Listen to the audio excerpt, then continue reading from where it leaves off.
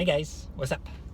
So, I am here in a very long line at Costco, and I've been listening to some theology stuff. I think you guys know at this point, at least those of you who've tuned in for a while, you guys know what my basic theological positions on things are.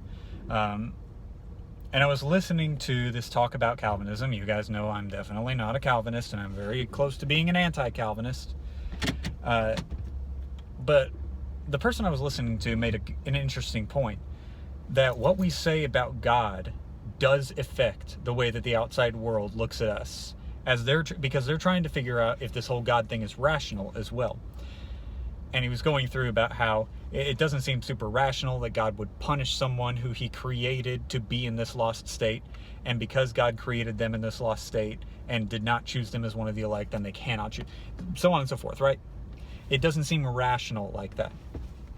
And I thought of an example that kind of helps me to think about it, and might maybe help you present the gospel to somebody who's having a tough time questioning this. Why would I believe in a God that sends somebody to hell? How could God be good if he chooses to eternally condemn someone? I kind of think of this. Let's say you've got a kid and you raise this kid right. You try to raise them to have good moral standards. You try to raise them to live a good moral life, to be kind and compassionate to people. You teach them to stay away from drugs, to be careful with alcohol, to stay away from bad relationships that are just going to end poorly for them. You teach them how to manage their money. You teach them how to plan for the future. And you teach them all of these good things so that they have all of the tools they need when they become an adult to make good decisions and to live a successful and good moral life. Kid grows up, goes to college, they start partying, they lead a life that eventually leads them into alcoholism. They have multiple sexual partners, which leads to multiple kids with no family structure in the background. This leads to stretched finances, and eventually those stretched finances lead them into desperation, and through the desperation, looking for an outlet, let's say they get hooked on heroin or cocaine, okay? Is it your fault that they ended up in this lifestyle? Obviously, any sane person would say no. You taught them everything that they need to know. They chose this lifestyle anyways, okay? Is it your fault that you didn't force them? Is the answer that you should have forced them to live a better life? And obviously, I think that all of you would answer, no, that would not have been good either. That's because there is value in freedom. And I think everybody knows that. I think that's an internal sense that we all have. I think that's part of the internal sense that God gave us. He gave us this sense that our ability to choose to follow him is a good thing.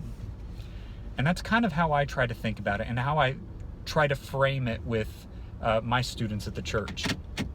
I try to frame it to them in a way that they understand that when God created and he said it was good. Come on, y'all. Are you going to move up, or are we going to park? What are we doing here?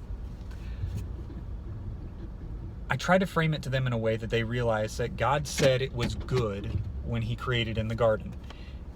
And he created it and said it was good when the option to choose evil was there. I would challenge you to think about that. Is there really value in being able to choose to do good? Because if there is, then that should weigh in to how we see God allowing people to go to hell. Okay? I argue that God has given every person in the world a means by which to get to know him. I believe that anyone who seeks him and wants to know him, God will provide the way. I think that he's done that all throughout history, and I think that he does that today. Anyone who desires to know God, who looks at the creation, realizes there's a God, and wants to know who he is, I believe that God is willing and has provided the means for them to know. Okay? So that's the answer that I give, and the analogy that I use that kind of helps to bolster up that point a little bit. So let me know what you guys think, or if you have anything better to add in. This is what happens when I don't prepare a closer.